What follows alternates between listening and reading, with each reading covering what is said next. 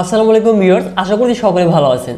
Infinix note 12 G96 এই স্মার্টফোনটির আর 128 ভেরিয়েন্টটি বাংলাদেশে officially 20,000 টাকায় লঞ্চ করা হয়েছে, কিন্তু এই ফোনটি দারাজের ফ্ল্যাশ সেলে আমরা 19,000 টাকায় দেখতে পারবো।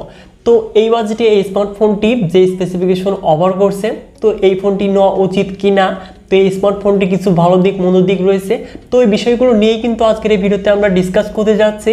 তো এই ফোনটির ফুল রিভিউ কিন্তু আমাদের চ্যানেলে অলরেডি পাবলিশ করা রয়েছে, তো আই বাটনে ক্লিক করে কিন্তু দেখে নিতে পারবেন। তো আপনারা যারা কিনা এই স্মার্টফোনটি কিনতে যাচ্ছেন, তো এই ভিডিওটি দেখলেই কিন্তু সম্পূর্ণ ধারণা পেয়ে যাবেন যে এই স্মার্টফোনটি আপনার জন্য বেটার হতে যাচ্ছে কিনা। তো প্রথমেই যদি এই স্মার্টফোনটির ডিজাইন এবং বিল্ড কোয়ালিটিতে আসি, তো এই স্মার্টফোনটি যেহেতু ইনফিনিক্স নোট 12 এর সাকসেসর হিসেবে লঞ্চ করা হয়েছে, তো ইনফিনিক্স নোট 12 এর চাইতে কিন্তু ডিজাইন এবং বিল্ড কোয়ালিটিতে তারা কিন্তু অনেকটাই ইমপ্রুভমেন্ট করেছে। তো এর ডিজাইন এবং বিল্ড কোয়ালিটি কিন্তু আমার কাছে অনেকটাই বেটার মনে হয়েছে।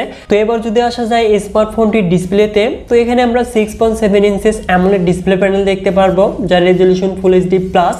তো এই ডিসপ্লেতে আমরা এখানে ইউশেপ যুক্ত নচ দেখতে পারবো, তো অনেকটাই বড় সড়ই বলা চলে। তো আসলে বর্তমান সময়ে কিন্তু কখনোই এটি মানানসই না, এবং অবশ্যই এখানে যদি 90 হার্জ রিফ্রেশ রেট থাকতো এবং পাঞ্চল থাকতো, তাহলে বেস্ট কিন্তু একটি ডিসপ্লে প্যানেল হতে পারতো। তো 20,000 টাকার আশেপাশে কিন্তু এর চাইতে বেটার আমরা ডিসপ্লে কোয়ালিটি দেখতেই পাচ্ছি। চারপাশে যদি একটি চোখ দিই, তো এখানে ডিসপ্লে কোয়ালিটি আমাকে কিন্তু হতাশ করেছে। যদিও এখানে অ্যামোলেড থাকছে, এক্ষেত্রে কিন্তু ফোনটির কালার, কন্ট্রাস্ট, ব্রাইটনেস তো অবশ্যই বেটারই বলা চলে, কিন্তু এখানে ওই দুটি থাকলে কিন্তু সবচেয়ে বেস্ট হতো।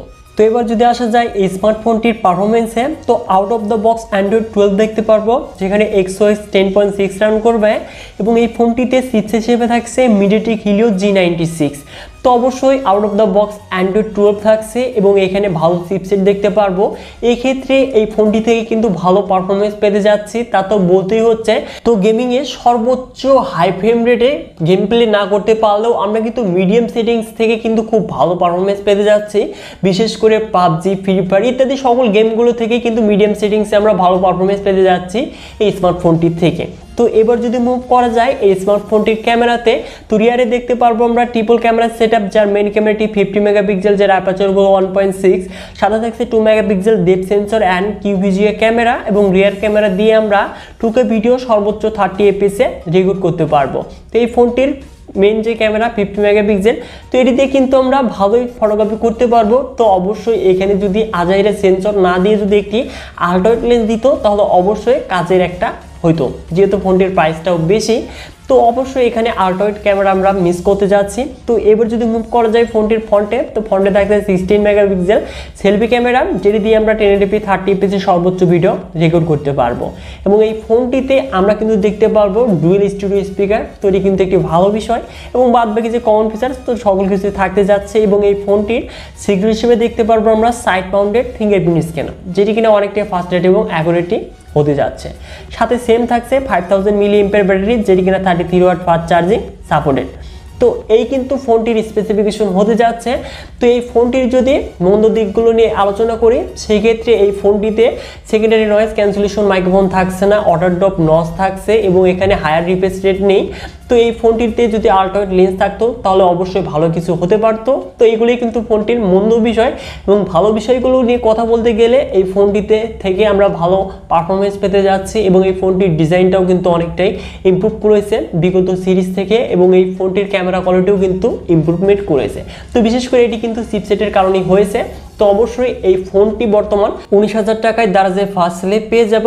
তো অবশ্যই আপনি যদি অটোড্রপ নচ, হায়ার রিফ্রেশ রেট এবং আল্ট্রাওয়াইড ক্যামেরা ব্যতীত বাদ বাকি যে ফিচার্সগুলো রয়েছে, তো এগুলো যদি আপনার ভালো লেগে থাকে, তাহলে অবশ্যই 19,000 টাকায় আপনি এই ফোনটিকে পিক আপ করতে পারেন।